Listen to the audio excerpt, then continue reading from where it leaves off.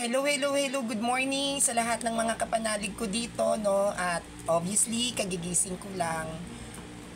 First of all, I would like to greet my mother, Cora Adams. Happy, happy, happy, happy birthday to you. At maraming salamat, Mami, sa pagiging supportive mo sa akin, sa pagpapatawa mo sa akin, kasama kasi Daddy Kevin. Maraming salamat sa mga moment na down ako, nandyan ka, nakikinig ka sa kadramahan ko. And I always prayed to the Lord na humaba pa yung buhay mo, no? At I am so thankful and very, very grateful na nakilala po kita. Bihira lang yung mga tao na nananatili dyan sa tabi mo. Bihira lang akong makakita ng tao na hindi ako iiwan. At isa ka sa pinagpapasalamat ko kay Lord, isa ka sa blessing na ibinigay sa akin ni Lord na through thick and thin, through my ups and downs, andyan kayo ni Daddy, nakasuporta sa akin, hindi nyo ako pinababayaan at hindi nyo ako iniiwan. At gaya nga po ng sabi ko sa iyo, Mami, no, na alam ni Lord ang intensyon ng bawat tao. Alam ni Lord kung yung mga tao ba na nasa tabi mo ay may malinis na hangarin. Alam ni Lord kung ano yung nasa kalooban mo. Kaya ako lagi kong ipinagdadasal na mabuhay ka pa ng matagal, no? At sa iyo ko natutunan na meron ka man o wala, wag kang magsasawang tumulong dahil matulungin mong nanay, no? Kaya ngayong araw na to, gusto po kitang batiin ng maligayang kaarawan. Today is your day. So I wish na sa araw ng birthday mo ay ma-enjoy mo ang iyong kaarawan, no? Happy, happy birthday, Mami Cora. I'm always here for you and I love you so much, no? Happy birthday, Mami. So, mga kapanalig, ito ay sarili ko lang realization, no? Kasi kapag ako nagising, hindi ako agad dumahawak ng cellphone. Yung iba kasi, kapag kagigising lang, kakapain na nasa yung cellphone kung may nag-chat ba sa kanila or may nag-notif. Ganyan kasi yung ugali ko, yung gamit ko pa yung old account ko. Pero ngayon hindi na ako ganyan na pagkagising ko, asan yung cellphone ko, sino ba nag-message, baka may nag-chat, hindi. Nakahiga lang ako. Pinakikiramdaman ko yung sarili ko, nagmumuni-muni. No? At syempre, pagkadilat ng mata natin, dapat sabihin natin na Lord, salamat. Gising ako at wala akong sakit. Yan naman ang usually na routine ko araw-araw. Ngayon, meron akong na-realize, no, na alam nyo mga kapanalig, mas maaga pa lang namamatay yung mga mabubuting tao kesa sa masasamang tao. Sa tingin nyo tama yung gano'n na kaisipan ko na ang mabubuting tao ay mas maagang namamatay kesa sa mga taong masasama ang ugali? Para sa akin, yes. Yung mga taong may mabubuting ugali, sila pa yung nauunang mamatay kesa dun sa mga ugaling masasama. Bakit? Kasi yung mga taong may mabubuting kalooban, yung mga taong may mabubuting ugali, sila yung laging nagsumasalo ng negativity. Yung panlalait, pang-aalimura, panghusga ng mga taong pinanganak na masama ang ugali. Yung mga mabubuting tao yung sumasalo. At dahil sinasalo to ng mga mabubuting tao, nagkakaroon sila ng depression, ng anxiety. Hindi sila nakakatulog, isip sila ng isip, umiiyak sila sa sama ng loob, laging sila yung may problema. Tignan nyo, yung mga taong mabubuti. Let's say, for an example, mga breadwinner. Sino yung mas nag-e-enjoy sa buhay? Yung breadwinner o yung pabigat? Di ba yung pabigat, lagi na lang niya nakaasa, pero kahit kailan wala akong nakita na pabigat na ng problema. Yung mga tao na walang ginawa kundi iasa na lang ang lahat doon dahil sa alam nilang breadwinner yung kasama nila sa pamilya nila na baka meron ka neto, uy baka may sobrang pera ka dyan kasi wala kaming makain ngayon. Sino ang problema sa paghahanap ng pagkain? Hindi ba yung breadwinner?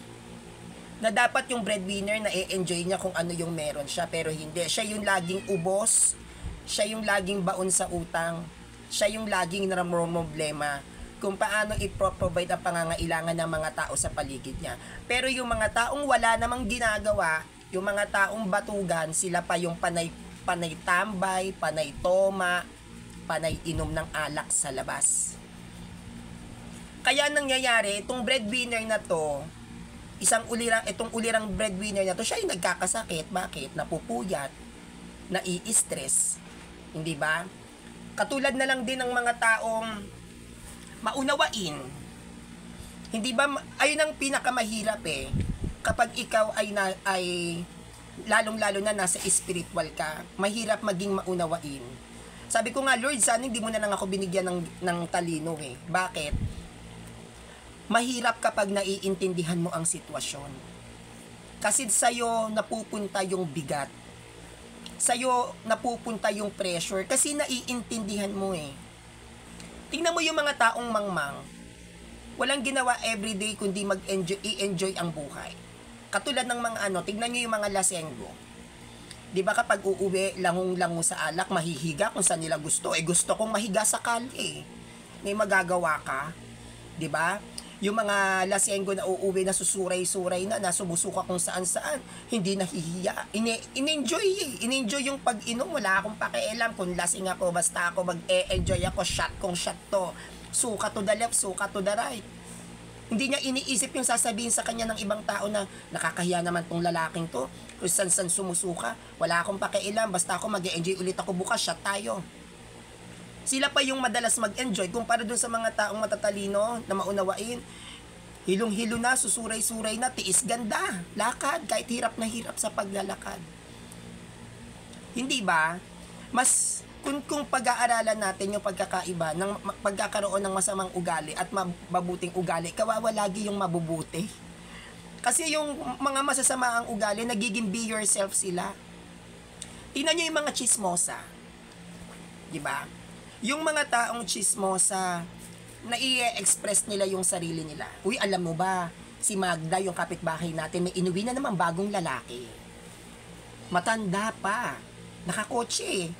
Bumaba dyan sa Naku, for sure, may nangyari na naman sa kanila.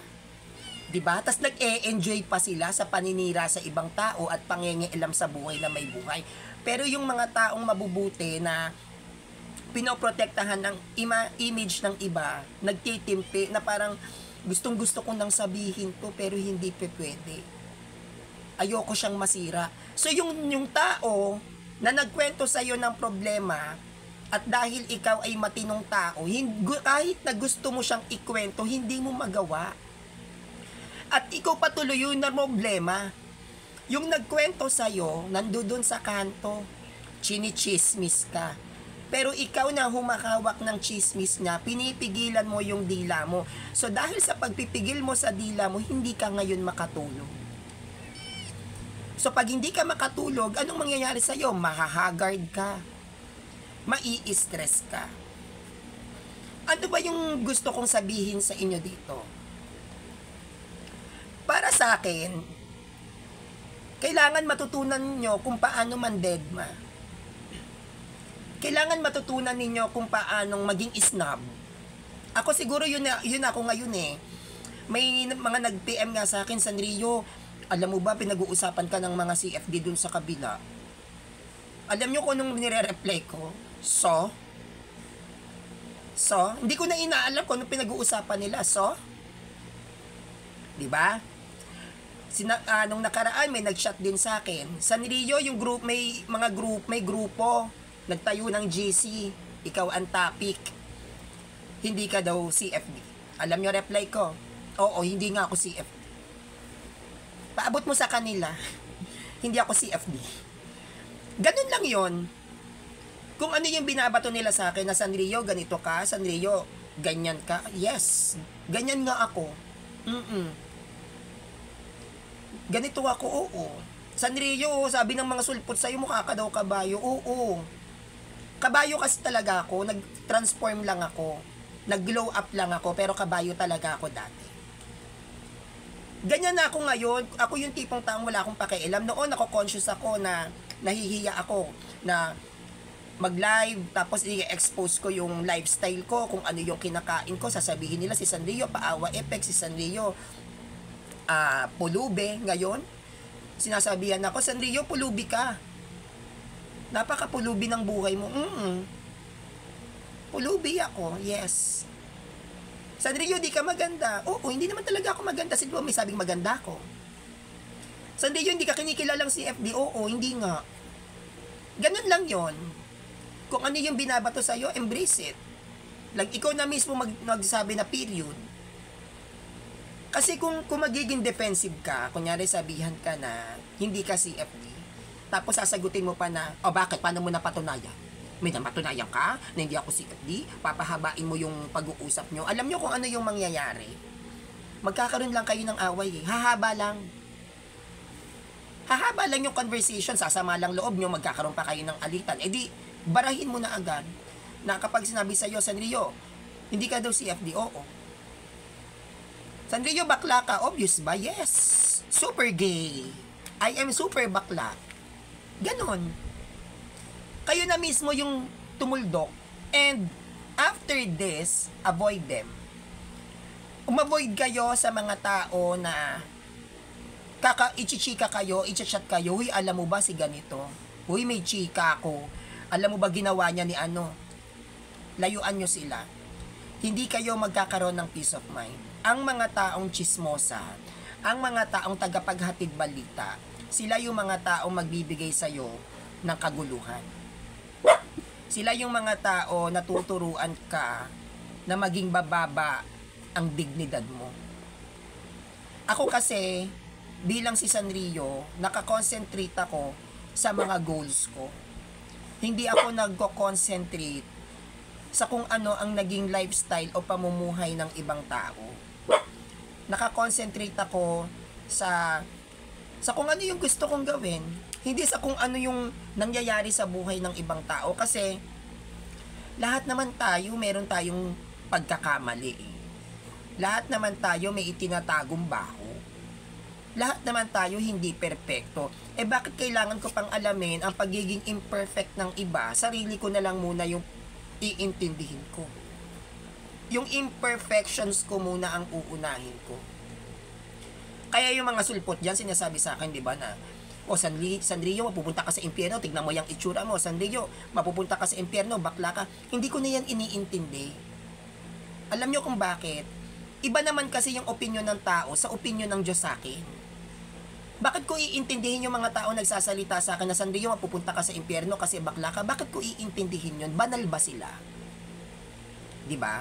Yan ang lagi ko sinasabi. Sanrio, mapupunta ka sa impyerno. Sanrio, bakla ka, hindi ka mapupunta ng langit. Lagi ko sinasabi, banal ka ba? So, ikaw mapupunta ka sa langit, ako hindi. Di ba ganun lang yun eh.